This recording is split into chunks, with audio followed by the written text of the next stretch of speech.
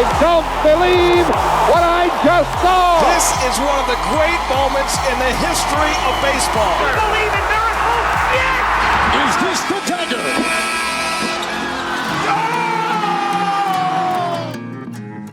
June 7th. On today's episode, a blazer blazes a trail. Why wait? Let's just ruin the kid right out of high school. Ho-hum, another fire at Comiskey Park. The Bullets tear through Seattle. A Swede conquers France. The Mets whiff with the first overall pick.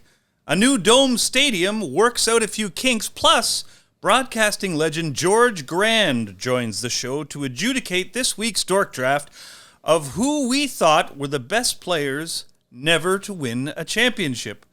All of this and so much more on the June 7th episode of This Day in Sports.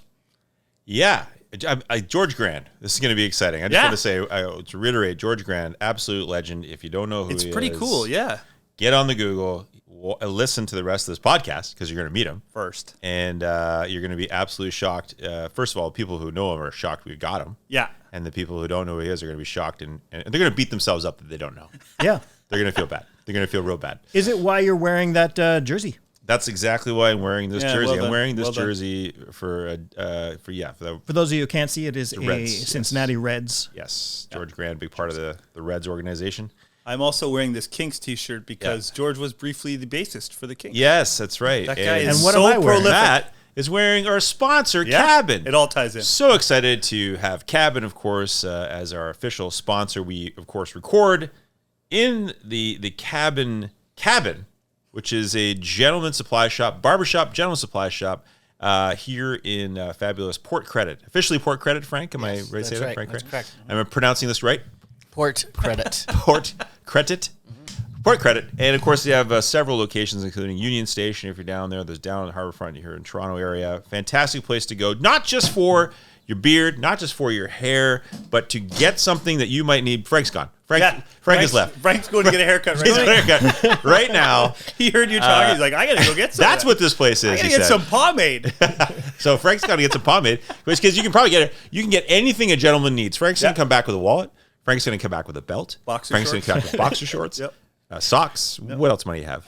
I hope he comes back with more than that. Just body lotion. There's shorts and a belt. Beard oil.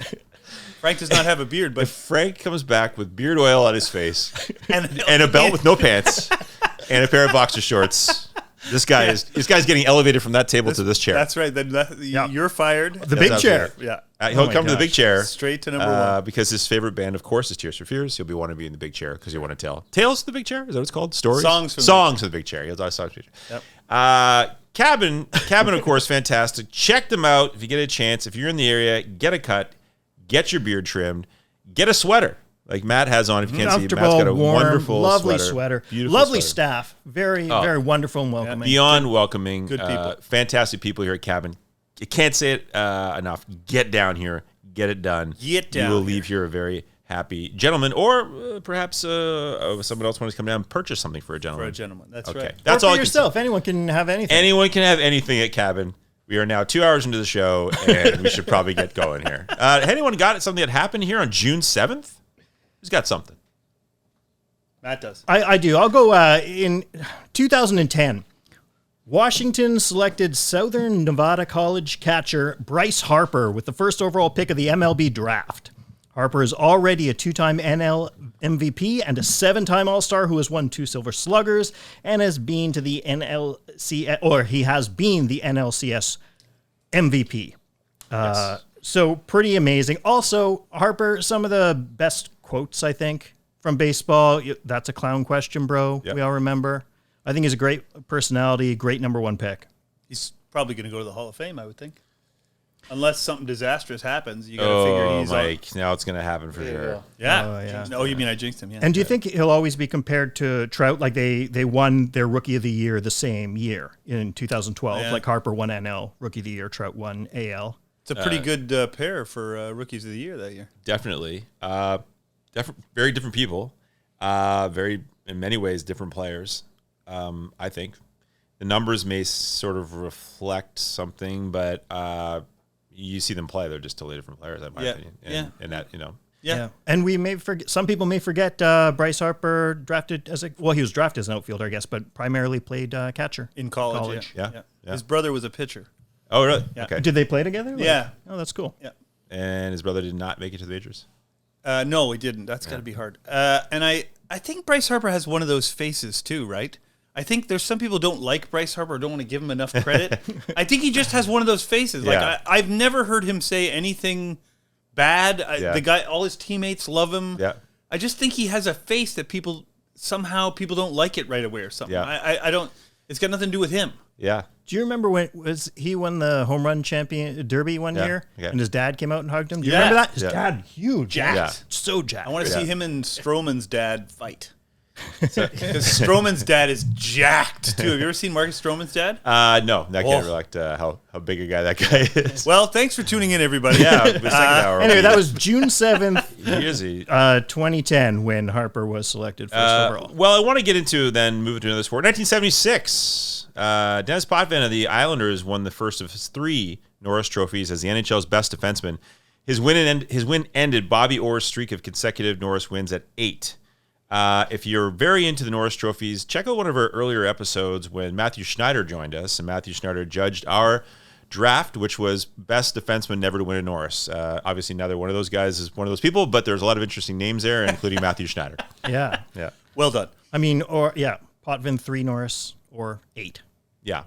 Still great players. Also, Dennis Potvin, as we talked about too, I think the first defenseman ever to reach 1,000 points. Suck it, or. Yeah, suck it, or. You and your knee. Okay, 2014. Russia's Maria Sharapova, so we sort of have the same last name, defeated Romanian Simona Halep 6-4, 6-7, 6-4 in the finals of the French Open. It was the second French Open title of Sharapova's career and the 5th and final Grand Slam of her career. She won each of the other Grand Slams once. According to Forbes magazine, Sharapova was the highest paid female athlete in the world for 11 straight years between 2004 and 2014. Wow. Since 2007, she has been a UN Global Goodwill Ambassador, dealing specifically with the fallout from Chernobyl, and in 2012, she was awarded Russia's Medal of the Order for Merit to the Fatherland, first class. Okay. Sandy, you got one of those? Yeah, but yours is second class. Second class. Yeah. First class is pretty small club. Yeah, like they don't give that to anybody. No, absolutely not. We have the same first 5 letters. Yeah, and now your last name, of course, translates to Fancy Pants, and hers does not? No, I don't think so. It's fancy something else. I don't know what a pova is. Okay.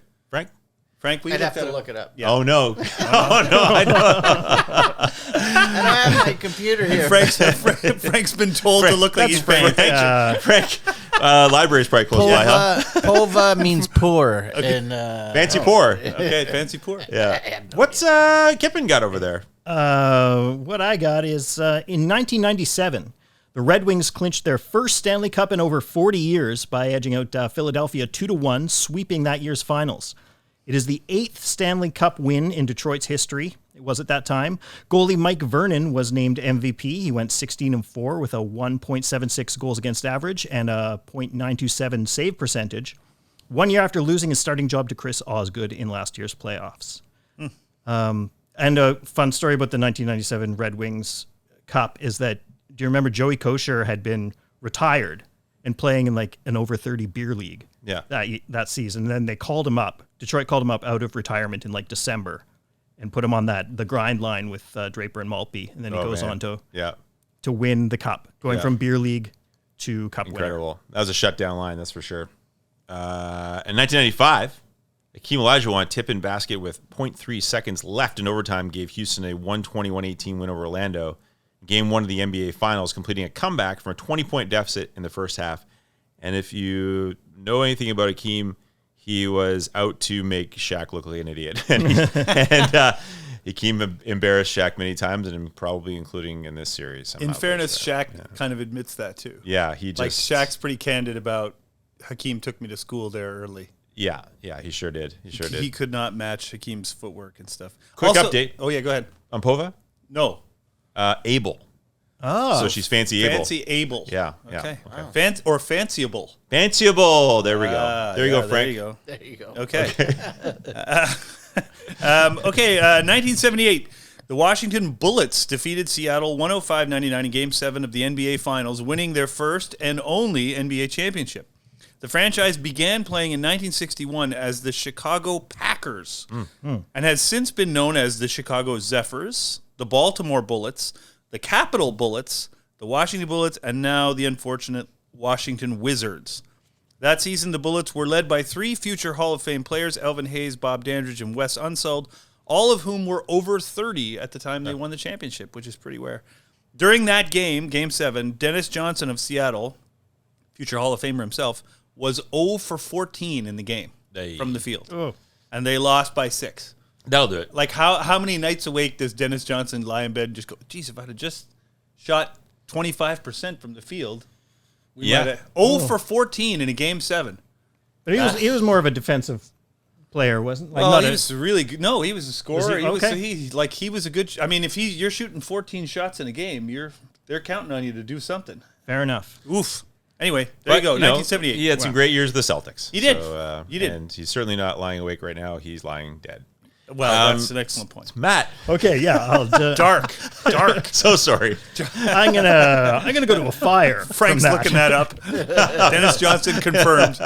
Mike, you teased a fire at Comiskey. So in 1974, a faulty popcorn machine caused a fire in the right field seats at Comiskey Park in Chicago. Fans evacuated onto the field, and the game with the Red Sox was delayed for more than an hour.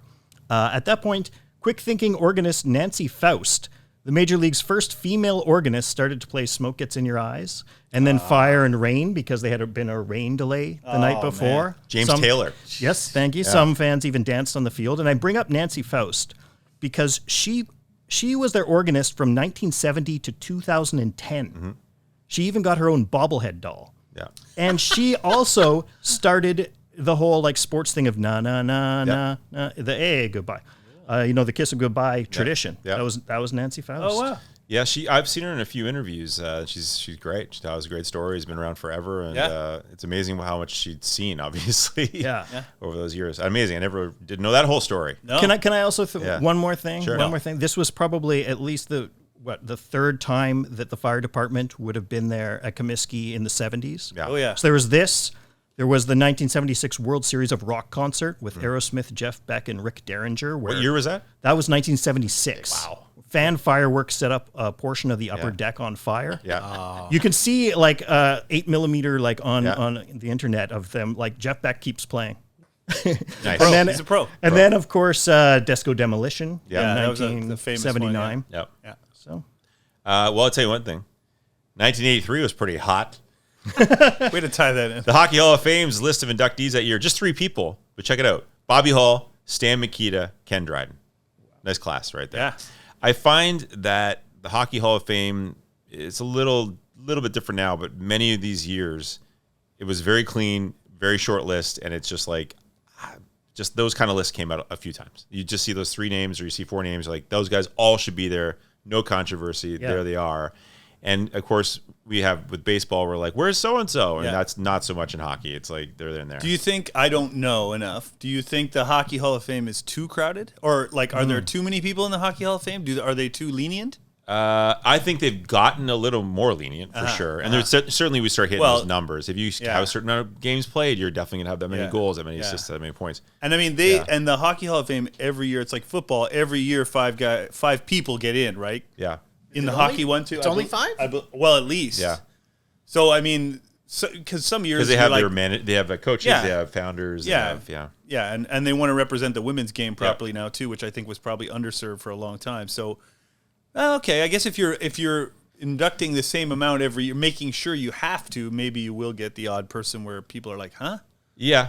And that does happen rare, but there are a few times. It's for fans. It's not, Yeah. It's not heaven. It's in that year, in 1983, Harry Sinden also got in as a builder. Yeah, builders. That's what it is. Yeah, builder category. I saw that. I was like, well, a builder. Yeah, the builder category. So if you were somebody that was like, brought a certain division in, brought a certain team in, you could get that. I mean, you're an owner. Or, Phil Esposito's in the Hall of Fame as a player, but he could be considered a builder for the Tampa Bay Lightning. Sure, yeah. Right? Yeah. Somebody brought the Lightning.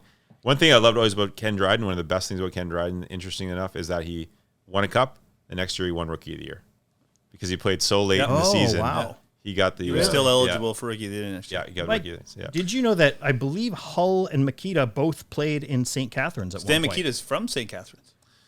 Yeah, so they both played in the OHL. Oh yeah, with St. Catharines my at dad one point. talks about having going down and watching them all play. There's a lot of people who played Junior A in St. Catharines. Sure. Yeah, I think Phil Esposito also played, like not with them later, but Yeah. they had a really good team for a long time. Yeah, Phil Esposito, Sault Ste. Marie.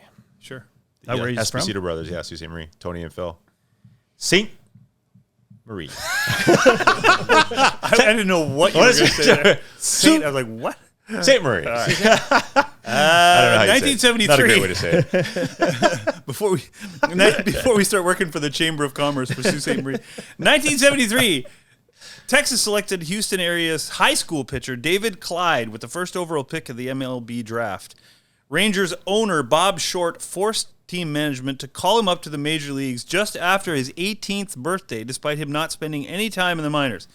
Clyde had a 5.01 ERA over 18 starts that year and threw 117 innings in 74 before developing, predictably, arm troubles.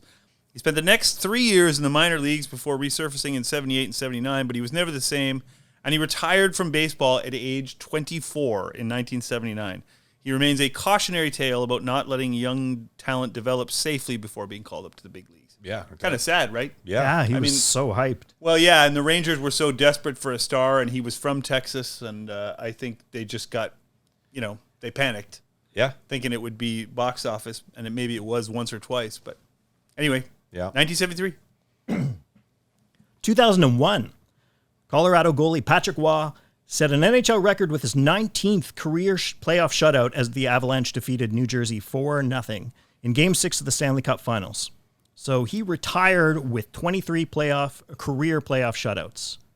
Only Brodeur has more with 24. It's pretty amazing. Okay, I'm going to jump into one more. We might want to get to quick hits fairly soon, but in 1989, the first game in MLB history to begin outdoors and finish indoors happened as the Blue Jays defeated the Brewers 4-2. The newly built Sky Dome's retractable roof, the first of its kind in any sports stadium in North America, closed at about 8:45 during the game as rain clouds approached Toronto. The dome officially opened just 2 days earlier in a game the Jays lost to Milwaukee 5-3. Hall of Famer, future Blue Jay Paul Molitor had the first hit in the park's history, a leadoff double in the top of the first inning. In 1991, the Jays became the first team in MLB history to draw over 4 million fans in a single season at the Sky Dome. Interesting. I didn't know Paul Molitor had the first ever hit in the Sky Dome. Yeah, wow. Yep. And just a little side note, my wife performed in the opening ceremonies of the Sky Dome. Amazing. She has some fantastic photos of her in the outfit. She's like 14. Yeah. Like they had dancers and stuff like that. Dressed as Domer, the turtle mascot. Yes. And she was paid $7. Wow. Yeah. If I asked you both, how long do you think it takes to close the roof?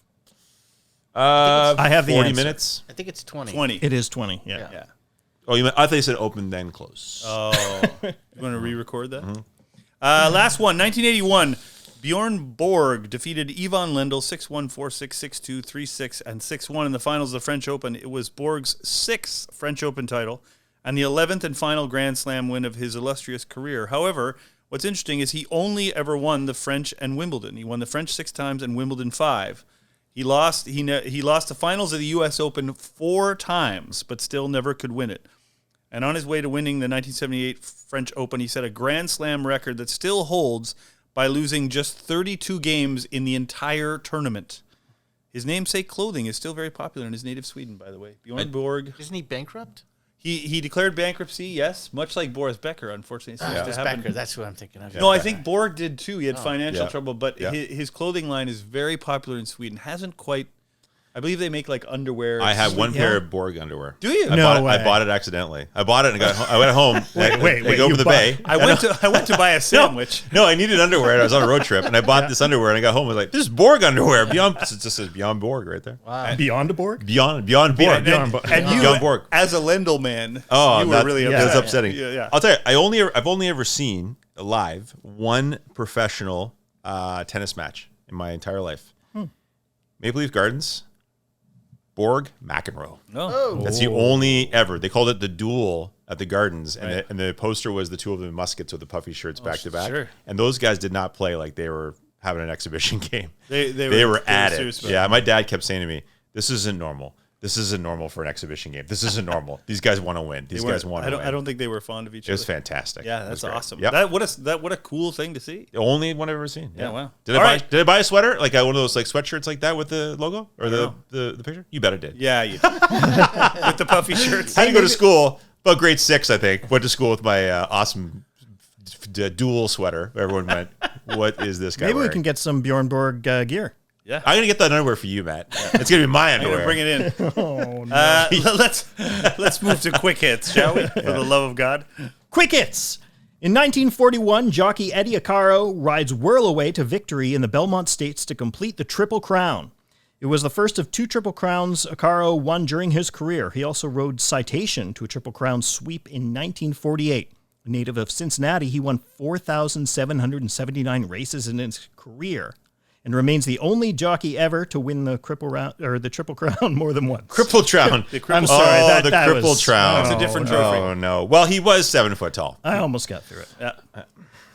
I don't know why that made any sense. wait. I just thought maybe he'd be crippled because he was so tall, but that doesn't make any sense. No. 1936, the Yankees defeated the Indians 5-4 in 16 innings. It was the longest game in MLB history where not one batter struck out. The starting pitchers for both teams pitched the entire game. New York's Red Ruffing got the win despite allowing 3 earned runs, 10 hits, and issuing 6 walks. Cleveland's Earl Hildebrand threw 15 and 2/3 innings, allowing 5 earned runs and 2 walks while allowing 12 hits. They are in 16 innings. They both pitched the whole way through.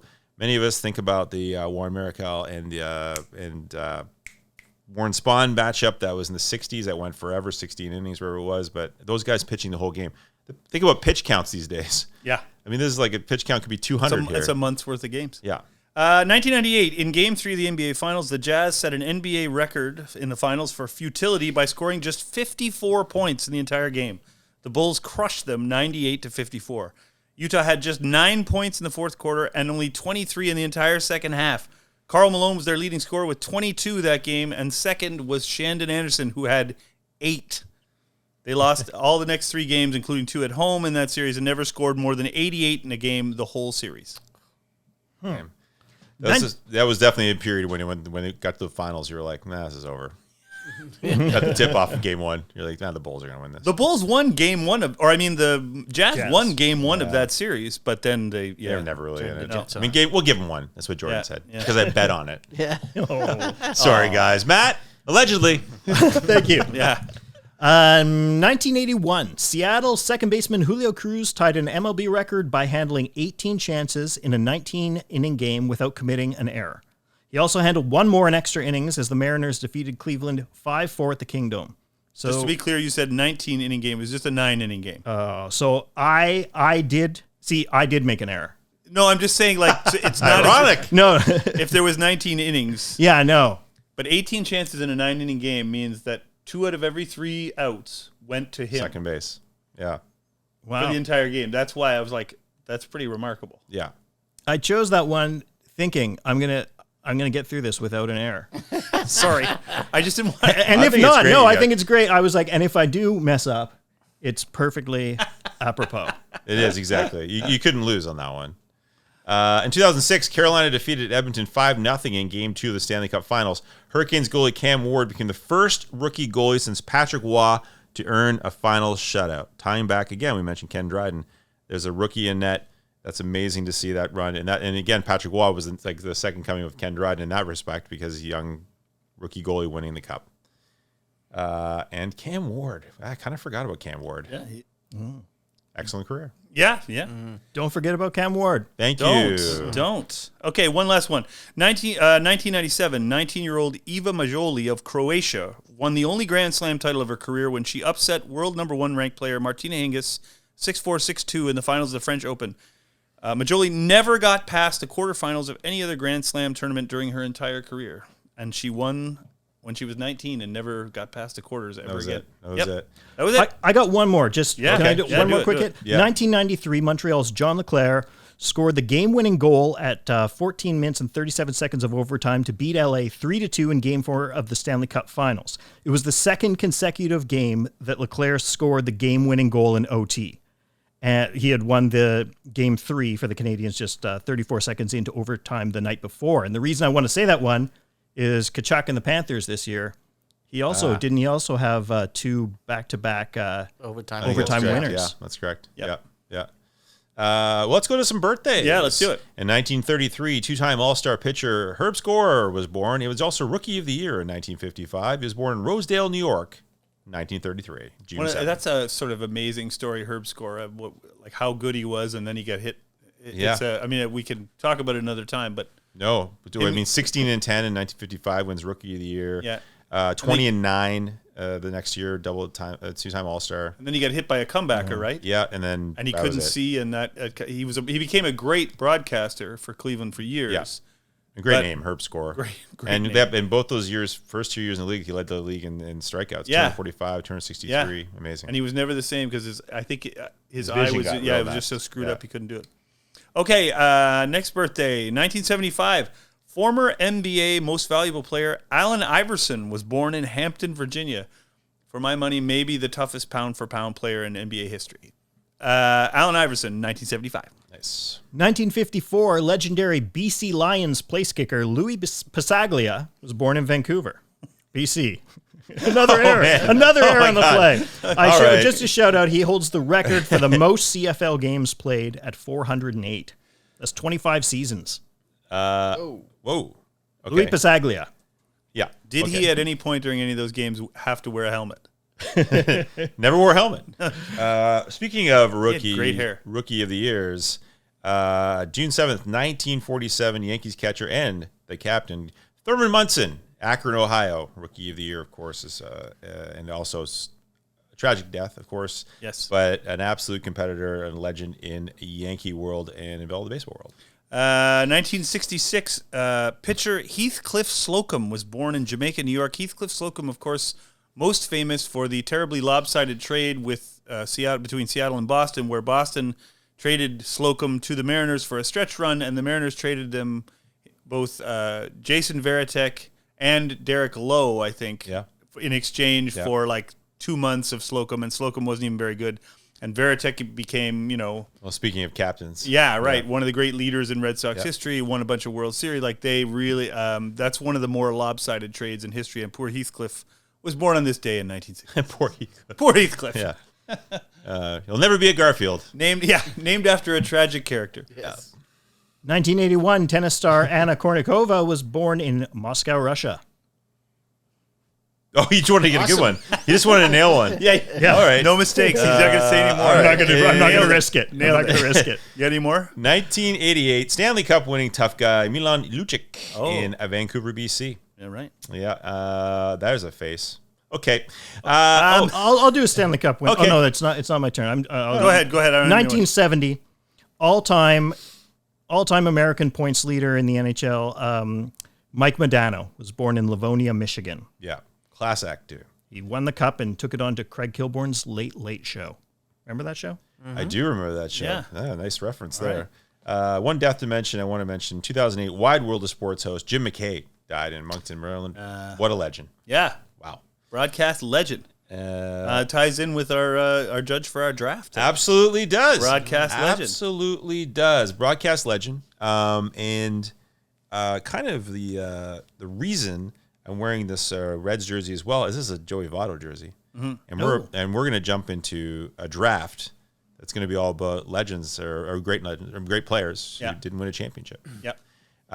Let's get into it. Draft time, guys, or what do you say? Yeah, so this is, just to be clear, this draft is about the best players in each of the four sports who never won a ring. Yeah. Never won a championship. Yep. Greats that did not win a championship in the four majors here in North America. And I believe we rolled a really nerdy virtual die before Well, this. you told us did. you did. I did. And interestingly, you won the roll. Did I? I lobbied for an on-air role. Yeah, that was and then I- 28 minutes later, It we took had about it done. 5 It minutes. was a bad idea. Folks, you're glad we So didn't do these that. are- It's kind of like the NHL lottery here. These are the greats Hey, you that guys won. never Get won on a with it. championship. This is one that I think I'm going to kick it off right away. Yeah, please. Because this one I think surprises people who are younger or have heard of or want to. Dan Marino. Never great. won a Super Bowl, and I think that still surprises perhaps the casual fan. The Dolphins were very good. Dan Marino was very good. Never won a Super Bowl. Made the Super Bowl in like his second year. Yeah. and it looked like they were going to be the team to beat in the AFC for the next 10 years. He was so good. He was. And it never 9 Pro Bowls. Yeah, I guess it's missing some parts in those Dolphins teams, the supporting staff, perhaps. I mean, he I made think it. it was He made it to defense the most Super. of the time. Yeah. wasn't He it? made Yeah. it to the Super Bowl. Yeah, that's Yeah, what I mean. just- Yeah, yeah, just- but he defense never- just wasn't up to it. But No. anyway, there you have it. Okay, There, so good you picking went, up Dan you went Marino. for the NFL. Good I pick. did. All right, well, then I'm going to take the first baseball and Ted Williams. Yeah. I mean, Never heard of him. 19-time All-Star. 19 years, Boston. Basically an All-Star every year he played. And again, did get to the World Series, but they lost on that Eno Slaughter. The Enos Slaughter. Was it Mad Dash? Fad? What's it called? Something Dash? Like, Yeah. The crazy run. And is it? It's Johnny Pesky. They claim held the ball for Yeah. a half second. That cost him the play at the plate. No one. Basically, Although his teammates say he no didn't. one expected Slaughter to keep on running. Yeah, no, that's right. And unfortunately, Pesky kind of. He kind of ran with it that like he was crap. in Little League. You know, like the kid who just. He hits did. it and keeps He ran running. through this like there's no sign. It was just No, like no. arms flapping. Well, he scored from first and not on an a single. incredibly fast player. No, he scored from first Yeah. on a single. Which, Yeah. like, when does that ever happen? And a huge situation too. Yeah. He just said I'm going for it. Yeah. There we go. Noted racist Eno Slaughter. Oh, no! Why do you have He to- could run, Allegedly. but he having a was kind of a dick. friend of the show, though. Mad Dash. It was called Mad Dash. I got it right. It We was hope called to the have him on sometime. It's called the Mad wait, Dash. Mad Dash. Okay, then I will go to the NFL as well, and I'm going to take Barry Sanders, Yeah. who, I mean, probably I think most people certainly would put on the Mount Rushmore of running backs in the NFL history. I've heard a lot of people who watch football say he was the best they ever saw. I don't know how to debate those top few, but he's in there, and Barry never really even got close. I think the Lions only made the playoffs once or twice. He was in 6 total playoff games. Yeah, I think right. that was it. And he had one really good one, good one. One was real bad. Like, Well, I think they knew to focus on him. You Yeah. know, like basically they just stacked the box and like, okay, Yeah. we're gonna have 8 guys in here. You're gonna have to beat us. Yeah. Because they weren't worried about Scott Mitchell so much. no, they weren't worried about him. You know. And 99.8 career yards per game, Yeah. second to only Jim Brown. Yeah. Yeah. And everyone, I think he's universally loved, and everyone wanted him to win it. But Of if you're course. playing for the Lions, Playing for Lions is hopeless. The Lions are the only team, by the way, since the Super Bowl was created. They are the only team to have been around that whole time that's never played in one. wow, yeah. Like there are a couple other teams that haven't played in one, but the Lions are the only Yeah. one. Been Well, around and the forever. Browns too, I guess. So there's 2. Anyway, not good. Barry Sanders is my pick. It's a great pick. Back to you, Sandman. All right. I'm going to basketball, and I'm going to go with Charles Barkley. Yeah. Charles Barkley, one of the greats who, again, came close, had that run with the Suns even, but it's another person who I sort of relate in the same way that if you are a fairly new basketball fan, you see Charles Barkley every night when he's broadcasting, and you hear so much about him, you must think he must have won one championship somewhere. No, many. not at all. Any, No, but yeah, not I get- even any. Charles Barkley is my pick. Great pick. Great player. I'm going to go to hockey. First hockey guy off the board, and it's going to be Marcel Dion. Yep. Hall of Famer, 2 Lady Bings, 731 goals. I like that the first thing you said was 2 Lady Bings. That's what really, Yeah. his gentlemanly play. Well, I is was what thinking, upsets like, me. who also deserves, Yeah. who do you want to win? Yeah. Like, Yeah. a guy Oh, you yeah. He's a jolly Frenchman. My dad used to Beaver. play softball against him in the summers in St. Catharines. That's awesome. He had legs like tree trunks. Yeah. I've heard. Yeah. He was like 5'8", Yeah. and his legs were this wide each. Yeah. And he was the nicest guy. Nicest guy. My dad loved, Yeah. like, he was such a, and everybody was awestruck when he was Yeah. there, right? Because Yeah. he was still playing at the time in Didn't the NHL. he move back to St. Catharines? He's still in that yeah, area. yeah, He's still in that I area. heard. Yeah, I think he played minor league hockey there, or not minor league hockey, like Beer league? junior A hockey. Oh, yeah, I okay. think he played in the area. Yeah. Maybe he met his wife there or something. I I think don't know. because Niagara Falls, I think at one point he was living in yeah, Niagara Falls. yeah, he was in the Niagara area. I think I told you guys this before, but very quickly, when we were doing this hockey show at Second City, he came and did the improv set with a bunch of other guys, a bunch of alumni. And then 2 nights later, he just came back. Yeah. Oh, yeah, right. And, Yeah, and yeah. I was getting ready, and someone came in and said, "Hey, I think there's one of those one of the hockey guys is in the green room." What do you mean hockey guy? I go, one of the guys was here the other night. I'm like, I don't know what the hell it was. I walk in the green room. There's Marcel Dion. Am I going to do comedy tonight? And I was like, Sure thing, man. Yes, you are. Yeah. So Marcel returned, and he really just liked to stand there and laugh a lot. He That's didn't really a do it. great title of a movie, by the way. What's that? Marcel Returned. Marcel Marcel returned. returns. And, you got to love the purple and gold. Don't you miss the purple and gold? I do love the purple and gold. Whenever I see someone wearing the purple and gold going down the street in Toronto or whatever, I always run to see if they've got a name or a number on the back. Yeah. It's just like, it brings back memories right away. It's like, there you go. A Charlie Simmer jersey. Yeah.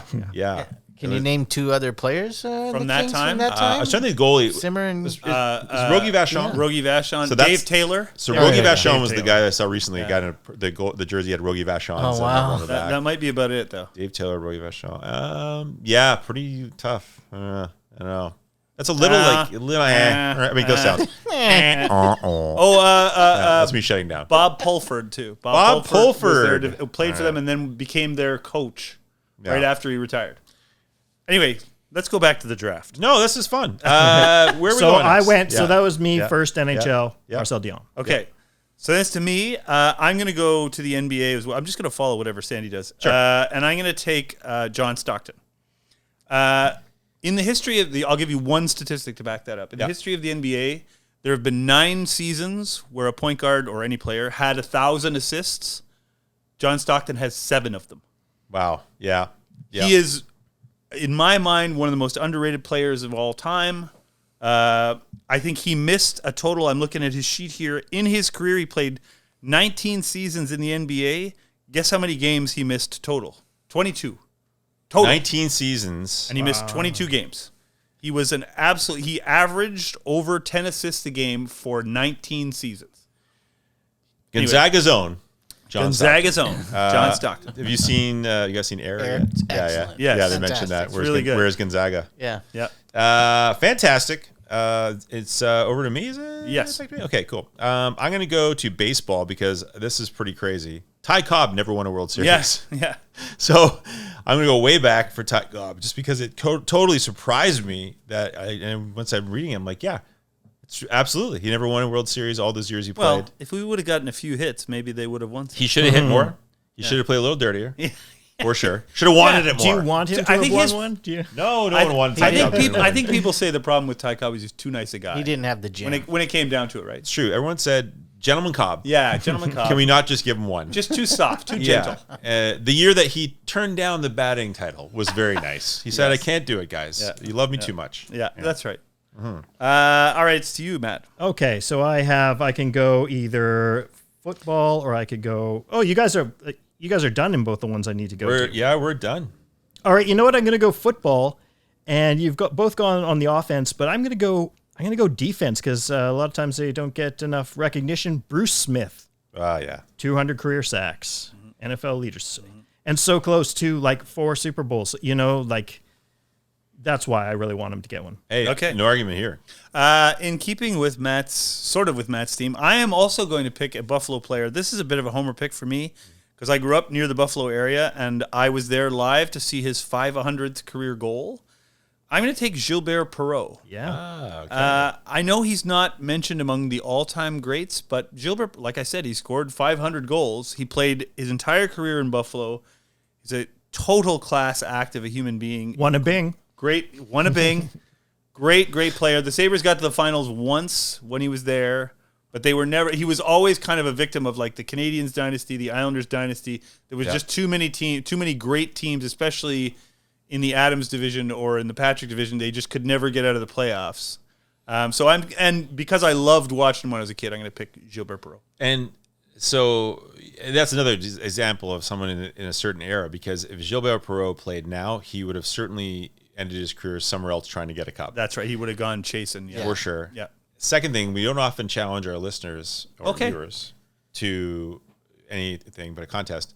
But can anyone please let us know what you think would go into the contents of the Lady Bing? Should it be a cocktail called the Lady Bing? Oh, yeah. I would like people to tell us what they think should go into Lady Bing. Oh, now I can't do the rest of the draft. I'm just thinking about that. The Lady Bing cocktail, Lady Bing cocktail. Challenge. Let us know. Got to folks. be gentlemanly, that's for sure. Thank you so much. Okay. Last one, Sandy. Yeah. Okay. I'm going to go hockey. I have to go hockey. And it's a tough one. And I think he should have won one. And he did go chasing Jerome McGinley. Yeah, he McGinley tried, didn't he? did not win one. beloved, I think, and did not unfortunately win a cup. Yeah. Seems like a great guy, too. Like a guy you would want to win one. Absolutely. Yeah. Certainly tried. Played like 20 years. You know, And went to other teams that had shots at it. Yeah, he went to Colorado and stuff late. Yeah. Okay. All right. I'm going to finish off with the NBA, and I'm going to go with Karl Malone. I knew it. Yeah. Karl Malone, 14-time All-Star. You were I thinking knew it it? because you had his sidekick there that was dishing him the whole time. Stockton, Yeah. yeah. So, I mean, 2-time MVP, 14-time All-Star. Great human being. Just an ominous silence. Odd human being, I don't for want sure. to. No, I don't want to talk about that story. I'm just and waiting be for the recorded. story. Yeah. We'll talk about it after. I'll Yeah. tell you, it's not Yeah. worthy. We don't want to know. Let's get our audience. People are trying to enjoy themselves. I'm not sure I know. Let's deflect Yeah. our audience's attention back to Kip Lady and- Bing. You Lady know Bing. what? You know Just what? to My heart goes with Steve Nash was right there too. No, you've already picked one. Steve Nash is 2-time We're gonna MVP. make you stick with Karl Malone just because I'm gonna tell you this story and you're gonna hate it. Oh no. And you're gonna Oh, be no. really Can I upset at go? yourself. Oh, boy. You don't know the story. Karl so- Malone is the pick. It's in. The pick is in. based on his playing career. That's right. Not his after. Baseball to close it out, eh, Mike? So you guys went with two legendary old-time players. So I'm going to pick a more modern era player. And my debate is between two greats of their time, but I'm going to take Ken Griffey Jr. Yeah. Yeah, well, that's the Cincinnati pick, Just because, again, Yeah. I loved watching him play. I think he probably, if he doesn't get hurt, we're having the discussion: is he the greatest player ever? He might be the most gifted player I ever saw. He was so fun to watch. Yeah. He just played for years in Seattle where they weren't any good, and then by the time they were good, he was gone or leaving. And anyway, I debated Tony Gwynn, but I'm going with Tony Gwynn. We didn't take a 14-time All-Star, which is pretty wild. In baseball? Yeah. The thing is, I was going to congratulate everybody for not taking Barry Bonds. Yeah. But I took Ty Cobb instead, so I guess they didn't do so well. Yeah. Well, But Bonds and Wynn.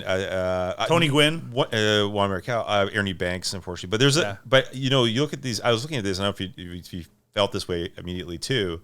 For the most part, in hockey, if you were really good, you at some point won. I felt, and if for the most part, that was a sport that did that. I thought even kind of in basketball and that. But in baseball, I thought there's a lot of names that I thought never won. It seems like even Wade Boggs had to go chasing at the end with the Yankees, and I was surprised by the volume of choices you had in certain sports or other sports. You seem to have actually been rewarded if you were good enough. yeah. For You know who I'm surprised no one chose for guys who didn't win a championship? Derek Jeter. Derek Jeter didn't win No it. one- Yeah, no one took him. And in basketball, no one took Bill Russell. And no one took Tom Brady. It's weird. Mike, I don't know what happened. Are my notes? I think your nose is bleeding. Are my notes? So you guys got that down. Improperly I took Steve Nash. No, for we've got Karl MVP. Malone. Karl in Malone there. for you. Yeah. Hey, let's ultimately. mailman time. Doesn't matter what we think. It matters what George Grande thinks, and we're going to go to George right now. Well, this is very exciting. We have a very special episode of This Day in Sports because our guest is George Grande. George not only played baseball at USC, but his Trojans team that included Tom Seaver and Dave Kingman won the 1968 College World Series. And while at USC, George began his career path to becoming a broadcaster, which eventually led to George hosting the first broadcast of ESPN's Sports Center back in 1979. George did play-by-play for the Yankees, the Cardinals, before starting his 17 seasons with the Reds. We can't get to everything grand in this intro, but George was also the MC at the Cooperstown Baseball Hall of Fame induction ceremonies from 1980 to 2010. Now, that's a long-standing hosting gig if I've ever seen one. It's an unreal career, and we are honored to have him with us here today on This Day in Sports. Hello, George Grande. Welcome to the show. Great to be with you guys. And Sandra, great to be with you too. You and I shared a lot of fun at rookie development for so many years. I was there for 24 years, and you and everybody at Second City just captivated all those young ball players. Some of them, I mean, you talk about, I remember, Derek Jeter and Alex Rodriguez and Mike Piazza, one guy after another that enjoyed everything that you guys put on. So it's good to be back with you guys. Thanks so much, George. You kept the program classy, which was important. That was what we needed you there for the class. Even Votto, we had Joey Votto. Was that from San Diego? What's that? Yeah, that's right. That's San Diego is the San Diego pronunciation, if you will, George. But George, it was great all those years. Saw a lot of great players come through there, and obviously I got to know you and all this fantastic career. And there's so many details we want to get into. And generally when we have our guest judges on for the draft, we get right to the draft, but we all wanted to ask one question each. We decided we're going to ask one question each of you. And Matt, I believe you're kicking that off for us. All right. So many questions to ask. So I'm just going to pick one. Sandy mentioned USC. You played with legendary power hitter Dave Kingman there. And I believe he came in as a pitcher and converted to an outfielder. And not to put you on the spot, but do you think if Dave Kingman stayed as a pitcher, solely as a pitcher, do you think he'd have made the major leagues as a pitcher? No chance. No chance. This is a true story. He was from Chicago, and Rod Dato, our coach, was a miraculous guy. He was a mentor of mine. In fact, Coach Dato introduced me to Vin Scully. We used to play an exhibition game with the Dodgers at Dodger Stadium every January, and he whistled for me to come in at the shortstop, and he said, Vin, this young man's interested in broadcasting. And Vin said, well, give me a call. And I did, and I was a gopher for him for 4 years. That's how I started in broadcasting. But Rod never recruited outside of California. I mean, everybody he had was from 90% of the kids were from California. Kingman was from Chicago, but I mean, big, monstrous guy. He threw, 94, 95. And he was ineligible almost all of his freshman year academically because he never went to class. And we played his freshman year. We went into the postseason. True story. Steve Sagi was our quarterback in football and our catcher in baseball. And Kingman pitched our warm-up games going to the postseason. And he hit 3 guys in a row as a pitcher. And he looked like Randy Johnson. I mean, he was gigantic. Yeah. He hit 3 guys in a row, and Sagi charged the mound. This is our one teammate. But and end result was he fell down in the outfield and injured his shoulder. So Dato said, well, let's put him out in the outfield. And first day of batting practice, it was 424 to center field, and he hit one was whistling over the fence. I don't know how far it went. It went at USC, the baseball field was next to the track stadium. We had Bob Segrin, the All-American pole vaulter, Olympic champ, almost hit him. And so they came over afterwards. But no way he ever would have made it as a pitcher. No way. So we didn't miss out on another Shohei Ohtani type two-way player. No, he was no. But, an interesting story, Anthony Munoz played for us. Yeah. As a baseball player. And Dato always believed he'd make it as a major leaguer if he had stuck with baseball. No kidding. Yeah. Wow. Not a bad football player. Yeah, it worked out okay in football. Yeah. Not bad at all. No. George, I know hindsight is 2020, and it's easy to say in retrospect, but did you have any idea in 1979, you were one of the first 2 faces to appear on an ESPN broadcast. Did you have any idea that ESPN would become like what ESPN has become? We had no clue. We had a dream, and all of us came from different places. I came from CBS. I did the first show with Lee Leonard, who was working for NBC at the time and worked in New York. And in fact, I ended up getting the job because Chet Simmons and Scotty Connell, who started ESPN, knew my work in New York when I did the Giant games. And they were supposed to get Jim Simpson to join us to do the opening show, but NBC wouldn't let him out of his contract. So Scotty called me and said, look, would you just come up and do the opening show? And then, we're going to get Jim in about a month or so. So I came up and fell in love with it. End result was we had Lee Leonard came in at the 11th hour, and Scotty called Lee and said, Lee, would you come up and do the show? And Lee called me and said, George, what is this thing up in the woods in Connecticut? And I said, well, it's great. Chet Simmons and Scotty Connell are going to be doing it. It's a great thing. Come on up. So Lee took a train in. I picked him up, and we drove to the place. And when we opened in September of '79, the building was up, but there was no glass on the windows. It was mud, and everything came out of remote trucks. The control room didn't work. And we drove into the parking lot, and Lee, he was New York all the way. He looked at me, he says, George, what the blankety blank did you get me involved in here? But, we had a dream. We all thought, and we hired a lot of kids from cable, small markets, and we all thought that this would be something, even if it didn't work. We didn't know whether we last 3 weeks, 3 months, or whatever, but we knew we'd have some fun. And I think that was, I still have friends. I mean, this morning I talked to one of my friends who now is in charge of production at ESPN. And unfortunately, they've had a difficult time of late letting some folks go, but we had a lot of people that became friends for life. A lot of people who met, got married, and now their kids are going, out of college. So it was a pretty wonderful experience for me. Yeah, I bet. Okay, thank you.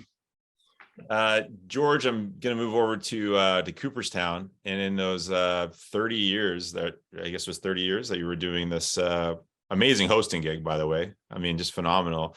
What's the one or perhaps two moments when you think back, those are the ones that you sort of think in that moment, or now you're sort of pinching yourself to sort of think like, I was there for that moment. There was a moment there during that induction ceremony or being there for that weekend that you're just like, I can't believe I'm part of this. Sandy, every year there was not one, but multiple special moments. And most of them had to do with families of the Hall of Famers. You knew a lot of the players from covering them.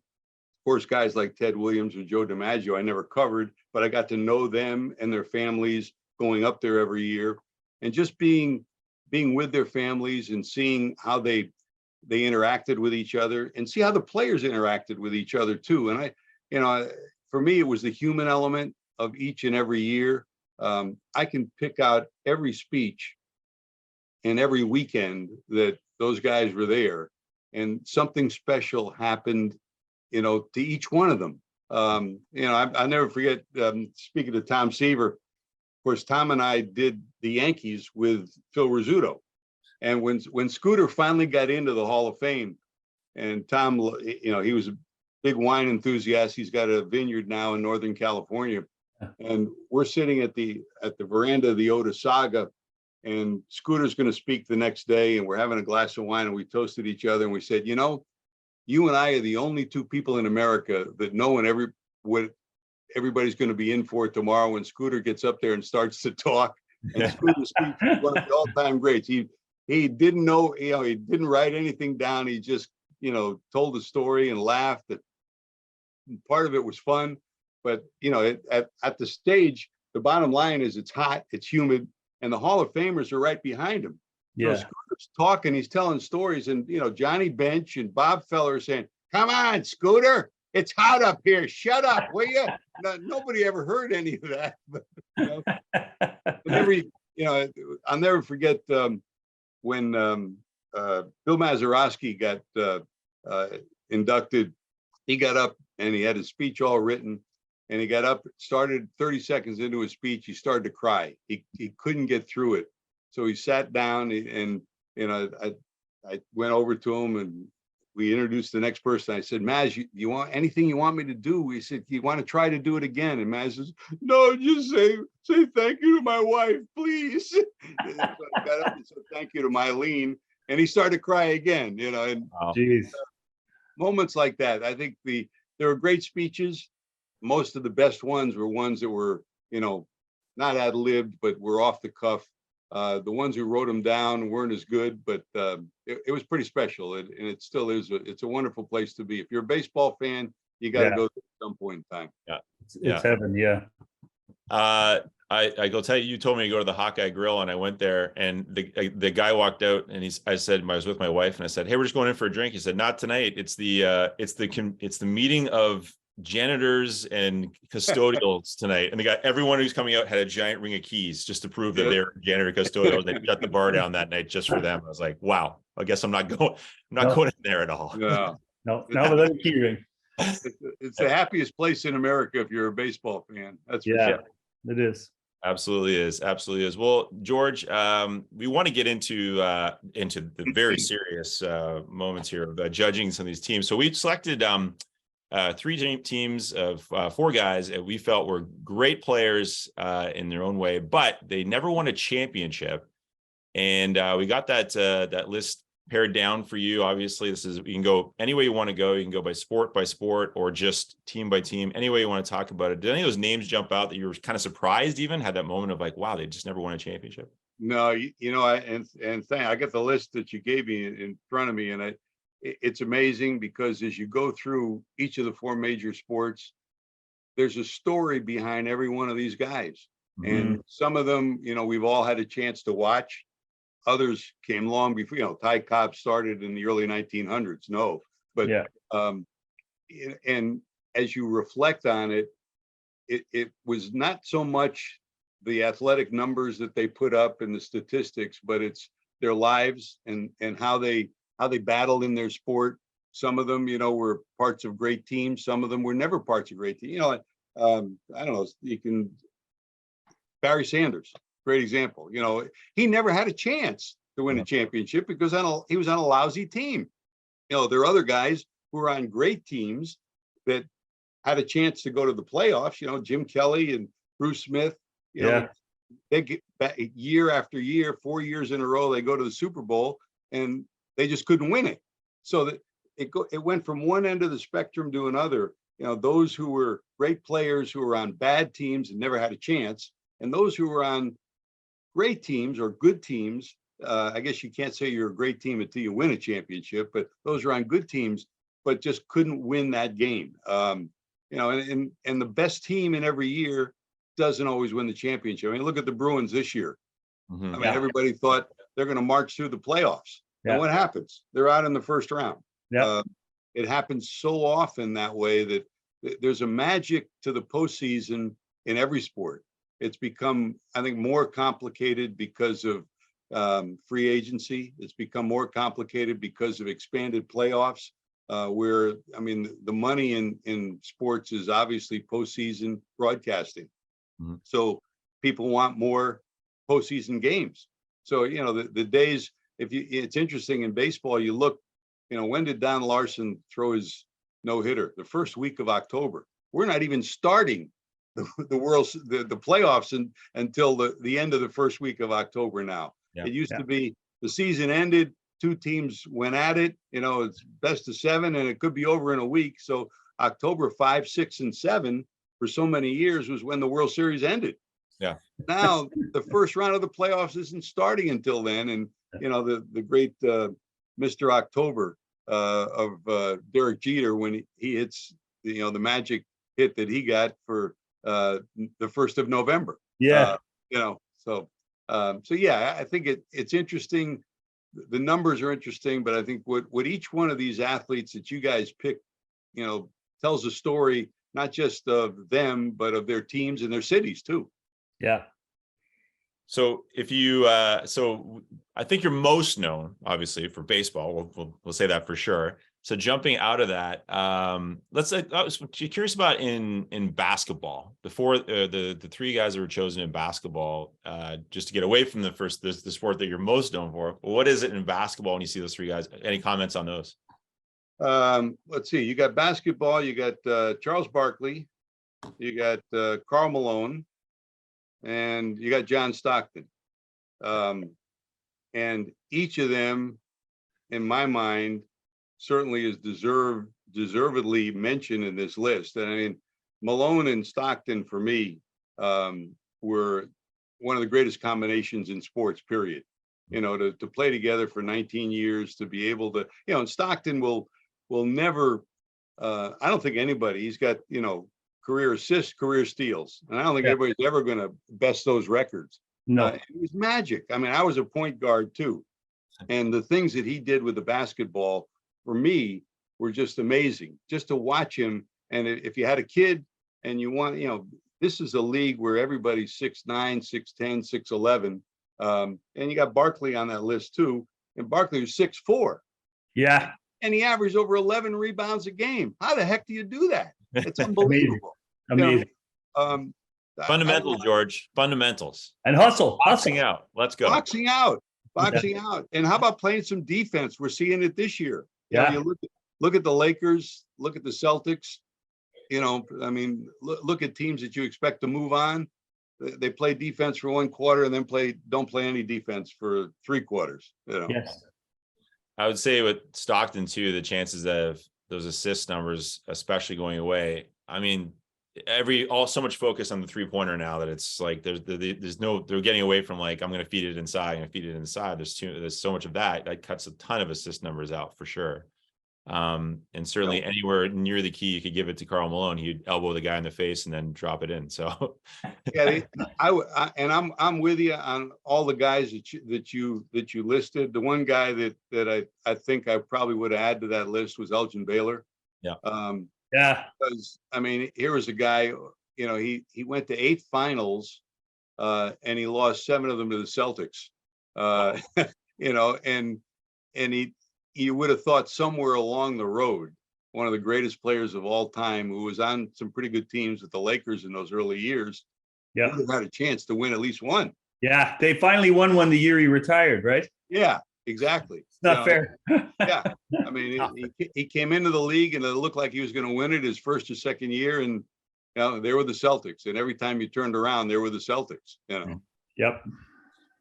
You mentioned Barry Sanders, of course, also, and Bruce Smith as well. As we had another football player, Dan Marino, was in our football category. Another person who surprisingly never won a championship. Yeah, I remember sitting with him his second year in the locker room when they lost, and it was, it's interesting. You're wearing a Cincinnati Reds jersey, and in 1999, the Reds had a miraculous year. They went to the postseason, and Sean Casey was a rookie that year. We had Aaron Boone was on that team, a rookie too, and we lost a playoff game. Al Leiter pitched a magnificent game against us in the play-in game to make it to the postseason. And I'm sitting with Casey after the game, and he's crying. And he says, I know we could win it. I know we could win it all. And Barry Larkin came by, put his arm around him, and said, "Case, don't worry. This is your first year. We're going to be back." Mm-hmm. And the Reds never got back again. No.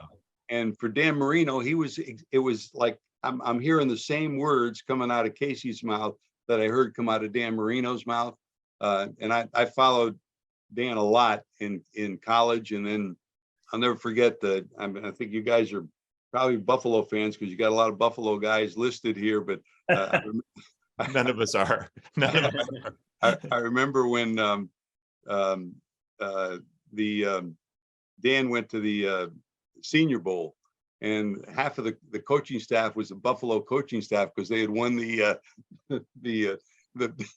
championship the year before to make it to the Super Bowl, and everybody was laughing at, what's the Buffalo coaching staff going to teach Dan Marino? This kid is he throws deep. That's all he does, and all they do is throw short. And all the media guys were saying, well, they could teach him how to hand off. That was, I think Dan really thought he'd be back every year, and Don Shula thought he'd be back every year too. Of course, and you don't know. Look at Barry Sanders. He never had a chance. He did not. Bruce Smith thought he'd be back every year, and he did get back a lot. But it was, yeah. We want to jump into hockey, and he had some association, of course, with the Whalers. So you've got your hockey blood in you. So fast forwarding, we have Jerome McGinley, Marcel Dion, and Gilbert Perreault. Never won. Yeah. You got a great list that Jerome for me is a special guy. Not many Black players were successful in the NHL, and what they went through, not just in the NHL, but what they went through in junior hockey, what they went through getting there. If you sat and talked to him, you got a full feel of what kind of a person he was. I got to know him. Pat LaFontaine is another one I'd put on this list, who I got to know really well. Yeah. And he's done some tremendous work since leaving hockey, raising money for kids. But Jerome was a special guy. And I think if you look at what he did on the ice, that was impressive. But if you look at what he did off the ice, I think that was just as impressive a man that he is. Marcel, 18 years, 700 goals. I was a Ranger fan when I grew up, but I was a Gordie Howe fan too. And when I did the Whalers, and Gordie and I became very close. In fact, Gordy, he had a team, a pickup team, and we would go around Connecticut and play games against, police and fire or whatever. And he'd skate. It was great. He'd be out with these high school kids and firemen and policemen. And Gordy always talked about Detroit, and he had a great affinity for Marcel too. And I don't think you look at him and what he accomplished was pretty amazing. Gilles, I mean, God, the French Connection line. Yeah. That was poetry in motion, and I mean, Gretzky was something else, but Gilles was something else too. I think, you got winners for each one of those, but I think Jerome is a guy who was always special for me. For 21 years, he fought a battle on the ice, but he fought a battle off the ice too, which was pretty neat. Pretty cool. Yeah. It was unfortunate because he, to get a shot at getting a cup, he was moving around at the end of his career and he just couldn't land on the right team, and had good teams too that again got upset and just did not get there. But we were talking about Gilbert Perreault earlier in the podcast, just that unfortunately he's playing in 70s hockey or in the 80s, and you got dynasty after dynasty that's crushing everybody, and the Sabres didn't have a chance. No. And he, for me, you talk about, everybody says, who's Mr. Yankee, who's Mr. Red Sox, who's Mr. Laker, and to me, he's Mr. Sabre. He is. I grew up not far from Buffalo, George, and I can assure you he is still number one in all of their hearts when you go to games there, and they'll never forget him. He spent his whole career there. He didn't go cup chasing at the end. He stuck with Buffalo. He was such a class guy. It's a dead giveaway now that I picked him, but he was just my favorite player to watch growing up. I actually was there live to see him score his 500th goal. Oh, wow. It was really, that's why I picked him. I loved watching him play, and I loved the way he handled himself. I'm with you. If you talk about all these sports too, and I've covered all of them, both in amateur and professional, the guys who I like the most were the hockey players, because they were regular guys. Right. And the game was over, you'd sit and have a beer with them, and Gilles would just, he let it all out. He talked about life. He talked about Buffalo. He talked about family, friends. And it wasn't like he's going out someplace to go partying afterwards at some ritzy place. And in many cases, that's the way most of the hockey guys, and to this day, many of them are still that way. But I think hockey guys are different. They are for a lot of different reasons. The way the sport, I grew up pond hockey. We had in my town, we had no artificial rinks and no boards. So you skated on ponds. The only way you got to skate was to outskate somebody. Right. Now you're 6, 7 years old and you're already teaching kids how to slam guys into the boards. So and he would talk about growing up pond hockey and all these guys, same thing. Gretzky came along at the tail end of pond hockey and then into, when everybody had their rinks. But to hear the stories of those guys, the way they came through, and today, if you're baseball, if you're basketball, if you're football, you got the best facilities everywhere, but there are still kids skating on ponds in Canada, which is pretty neat. There sure are. Yeah. Absolutely. Well, I think that's all three classy guys for sure in the NHL. And we want to jump into that, by the way, isn't my segue into Ty Cobb, but I want to. But speaking of which, I should talk baseball. I think everybody tells me Gretzky would have been maybe a Hall of Fame baseball player too. And a lot of the hockey guys, you were talking about Glavine. Glavine was an outstanding hockey player. And I remember being with him when he skated. He went to Boston and skated with the Bruins, prior to a game, which was one of the highlights of his life. I saw an interview with Gretzky once where he said his dream when he was a kid was actually to play for the Blue Jays. Yeah. It was not to be a hockey player, but to play for the Blue Jays. I think he made the right choice. Yeah. I think he did. I think he did. Young athletes back then, they used to play a lot of different sports. Right now, if you want to go into hockey, you're playing all year round. You're going to camps. You're not developing different skills, different muscles of different sports. And I think they're sort of losing out sometimes on that. I think, Matt, you're echoing something that I talk about so often. I mean, I know all of us probably played more than one sport. I played 3 sports in high school. You might be, say, good at baseball, average at basketball, and lousy at football.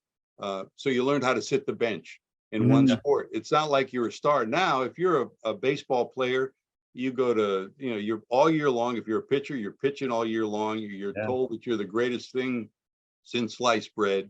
In basketball, we have all these, tournaments now in baseball where kids aren't learning how to bunt and move a runner over, because the only reason why they're at these tournaments is so that people see pitchers throw 100, or they see kids hit a ball, at 106. feet. Yeah, exactly.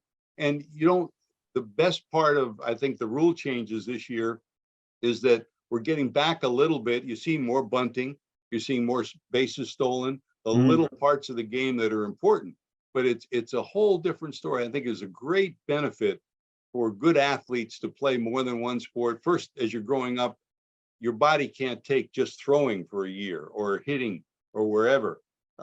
If you learn a little bit about yourself, that maybe you're not the greatest thing in the world in football, while you might be great in basketball, that's going to help you later in life. And I think you're right, Matt. I'm with you 100%. I think that there's something lost about everybody not having the experience of playing multiple sports and maybe sitting the bench once in a while. Yeah, it's a great analogy. Yeah. That is actually some aspect that I think one aspect people don't think about is learning to not be the best and learning what it's like to have these guys in your team that are going to the bench and how to have respect for them because you've been there before versus just being a star and that's it. Yeah, and how do you contribute and still help when you're not the star, right? Yep. Which is sort of what team sports and team endeavors is all about. Is like, how do I help us win when I'm the third line center or the backup shortstop or whatever? There's a lot of life lessons in that too. And you look at the best teams in any sport, and there usually are 2 or 3 or 4 guys that are those glue guys that might not be the star. I'll give you an example of one guy who changed the whole philosophy of the Reds, and when Dusty Baker came in and managed us, but Walt Jocketty brought in Scott Rowland. Right. When Walt left St. Louis, and Scott went to Toronto, and then he got him from Toronto. And we had no leader in the clubhouse, no one to be the guy who was going to bring people together. We played a game early in the year, and a pitcher who was, sketchy at best in terms of personality, but a talent, lost the game, pitched poorly, and game's over. He goes into the lunchroom and never comes out for the media. And this is the first week of the season. And Scott came in, walked through the clubhouse, and he said, "What are you guys waiting for?" And they said, "We're waiting for the starting pitcher." He said, "Where is he?" He says, "He's in the lunchroom." Now I'm in the lunchroom at that point in time, and Scott comes in and he goes right up to the guy sitting at the table. He says, "Look, we win like men and we lose like men. Get off your butt, go out there and talk to the media. That's part of your job." Wow. First week of the season, he set the tenor of the way that clubhouse was going to be run. Another example, great example, Joe Torre, when I was in St. Louis, we had a young center fielder, Ray Langford. You guys may remember him. Yeah, I do. Leadoff hitter. And they had real high hopes for him. And I was with Joe all the way through spring training. The night before the season starts, we go out to dinner together. And I said, "How about your 25-man roster?" He goes through the whole 25-man roster. He gets to 25 and he said, "And my 25th guy is Gerald Perry." And Gerald Perry was a journeyman first baseman outfielder. And there were other guys who were more pronounced that you thought would make the team. And I said, "Why Gerald Perry?" He said, "He's my wild card." First week of the season, that's when they had Monday Night Baseball on ABC. Ray Langford gets up, hits a pop-up in the infield. This is in St. Louis. We're in the first base dugout. And the first baseman comes over to catch the ball halfway down the line. Langford never got halfway down the first base line. Third out of the inning.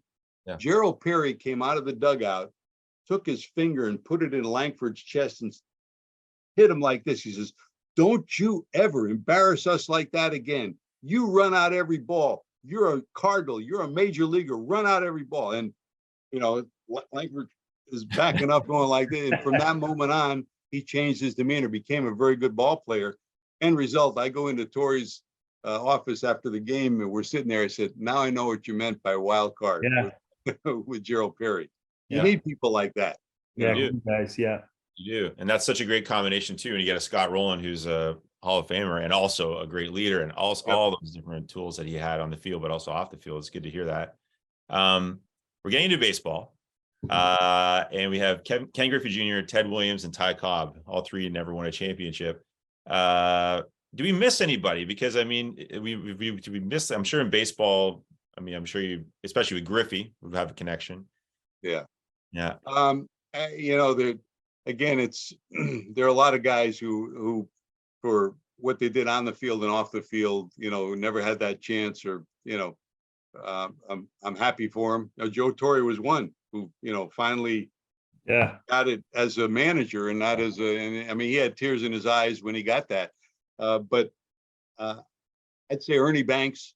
I mean, Ernie, was Mr. Baseball, not just in Chicago, but the way he attacked life.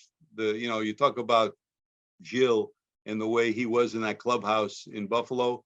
You talk about Ernie, that's the way he was throughout his life. I remember when Ernie got into Cooperstown, we had one ceremony on a Sunday afternoon where it was pouring rain. And this is before they went to they left the actual Hall of Fame. Now they have it out at the Clark Sports Complex. And we're inside the Hall of Fame. And the fans are out there with umbrellas. And, I took Ernie out, and Ernie started singing "Take Me Out to the Ball Game" and started to get everybody involved. And he said, and remember, Ernie used to say, "It's a sunny day, let's play two," right? The rain will stop. And he says, "Ladies and gentlemen, it's a sunny day. The rain's going to stop. Let's play two." The rain stopped. Amazing. and we got the ceremony in. But I'd say Ernie Banks would probably be on that list. Another one would be Tony Gwynn. Ernie never had the chance to get to the 1964 collapse with the Cubs. You go back to that. Tony Gwynn did get to the World Series. And I think the greatest Tony Gwynn story I'll remember is when they played the Yankees. He came to New York and he got in the night before the first workout, and he took a cab over to Yankee Stadium just to see Yankee Stadium on his own. Wow. That's Tony Gwynn. When he went to Cooperstown, same story. They played in the exhibition game, and he got in the night before on a Sunday night, went over to Cooperstown just to take a walk through. And the other guy would be Harmon Killebrew. Oh, right. Yeah. Who was a great gentleman. 500 home runs, and never had a chance to win a World Series either. But the guys you have on the list: Cobb, Williams, Griffey. I was with Junior, and I was with his dad. His dad and I were very close. Junior had ability that was off the charts. And the one thing he had hoped when he came to Cincinnati to have that chance to win a World Series. Never did come for him. And he thought when he went to Chicago at the tail end of his career that he might have a chance there. Didn't. And Ty Cobb, everything you hear about Cobb on the field is remarkable. I got to know his son, Jimmy Cobb, who came to Cooperstown every year. We stayed at the same bed and breakfast, and I would sit with him every Friday night, and he would tell me stories about Ty that, some were good, some were bad, and we all know both stories about Ty.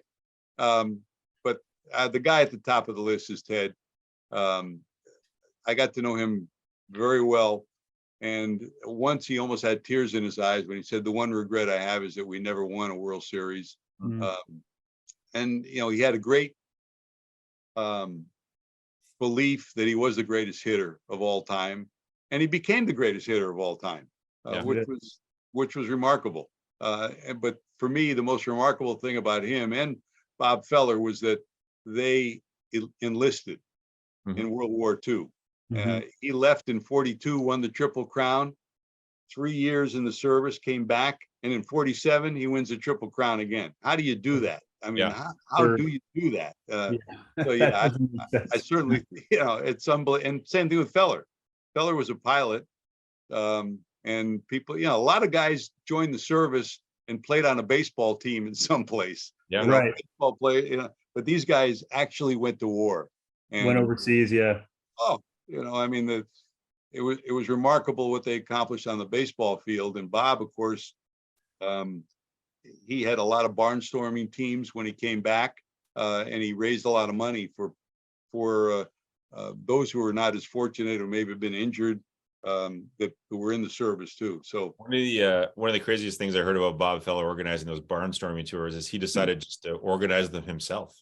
Like, it wasn't like he had a staff or other, like he was just making calls, asking guys, putting those things together, scheduling it out on his own. Like, I can't even imagine that, like the headache of that alone. Like, you got to call these guys up and be like, can you be in, Kentucky tomorrow for a barnstorm? It's like, and he doled out all the money. I mean, they made sure that the guys paid him, and then he'd have the money in the ballpark after, and gave everybody all their money.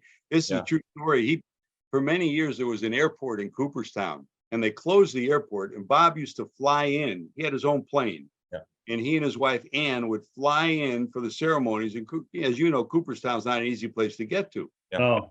So the last year I asked Ann, his wife, I said, Ann, what was it like flying in? And Bob said, don't ask. Well, why did you do that? And Ann started to tell a story that they had closed the airport, and he still was going to fly in. So he flies into the airport, and then he gets somebody to come in and fuel up his plane. They're leaving on Sunday night after the ceremonies, and he gets the plane all fueled up. It's raining. They start to take off, and the plane's just not getting, not getting enough oomph to it. And it took off over the top of a mountain. So he ends up dipping and taking off. They're going through the rain, and they had to stop to get back to Ohio. They only could go part of the way, had to refuel. He lands, and the guy said, where did you take off from? And Bob says, yeah, we took off from Cooperstown. He says, Cooperstown, they don't have an airport there anymore. He said, I got to tell you something, Mr. Feller. You're pretty lucky because you got mud over all your wheels. So in other words, they missed going off the mountain into the ravine by about that much. And Ann said, that's the last time I'm flying with you. Oh, God. Unbelievable. Wow. He was stubborn. Yeah, that sounds stubborn. Like, just be a passenger. Just get a ticket like everybody else. Yeah. Oh, wow. Man. That's incredible. I guess really, George, it comes down to this. We've got these 3 teams, 4 guys each of these teams. You've spoken highly of many of these guys, but you have to make a choice. Which of these teams do you pick as our winner of this draft? You guys picked some great names, but if I'm going to pick a team, and we've talked about a lot of the guys, but of the guys that I would list in each one, you've got 2, maybe 3 on one team that I'm with, and that is team number 2: Ted Williams, Marcel Dionne, Karl Malone, and Bruce Smith. All of them were near the top, if not at the top. But again, I mean, you got 3 lists that are pretty impressive. But if I'm going to pick one, I'd go with Ted in baseball, Marcel in hockey, Karl Malone, 193 post-season games. Yeah. Never had a chance. And the way he and Stockton played together was like poetry in motion. And I mean, Bruce Smith was just, and Jim Kelly too. We didn't talk about Jim, but I put Jim on that list. He sure is. Yeah. That was a great team. It's still amazing to me that they never won a Super Bowl. But you guys picked 3 great teams, but if I'm going to go with one, it'd be team number 2. That is Fair enough. Matt's team. Matt has taken the championship this week. Even with all the class that Ty Cobb brought to my team, I wasn't able to pull it off. And but I thought maybe Mike, because you got Griffey and Gilbert and Stockton and Sanders. They are tough teams, George. I have to admit. Yeah. Yeah, they're all. I mean, you can't lose with any one of them. Of course, they all did lose, but you can't lose with them. Apparently, you can lose. Yeah. Well, those are perfect closing words for this this edition of the Judgment of the Draft in This Day in Sports. George, thank you so much. We're definitely going to want to have you back at some point because we can just get specific about tons of things, and we'd love to have you back again. It's pretty clear you guys are great sports fans, and it's pretty clear you have some fun doing this too. I'm honored to be with you, part of it, and I'm happy to be back anytime. And Sandy, I just want to tell you, a lot of the people that are watching this, and a lot of you guys didn't get a chance to watch you in action in Second City with, and I saw you there, and I also saw you perform for real. But what you did for those kids at rookie development was spectacular. Everything was ad-libbed, everything was off the cuff, everything was symbolic of the hard work that you put in, and it was a joy to watch you at work. Thanks, George. You and Kate and Sut, you won the World Series, you won the Super Bowl, Hey, there you go. you won the Stanley Cup. Well, that's very kind of you to say that. Don't say anything about Matt and Mike, though. Matt already won. Mike has his hair. Yeah. and an autograph Willie Mays behind you, because that's really there. Amen. Say hey, kid. Thanks, George. A real pleasure. Thank you very much. Yeah, my honor. Oh wow, that was amazing. I mean, George being here, getting to some of those stories. What a guy. Fantastic. Yeah, awesome dude. And we're lucky to have him. Yes. And I'm hoping that now you've seen that George Grande is on the show. Al Michaels, Yeah. it's your time. Come on. Chris Berman. We'll pour you a Lady Bing. Yeah. Thank you so pour much. you a Lady Bing cocktail. Well, let's head on down to the bar and grab a Lady Bing. This has been This Day in Sports for June 7th. I'm Sandy Jobin Bevins. I'm Matt Kippen. And I'm Mike Shara. And we'll see you soon.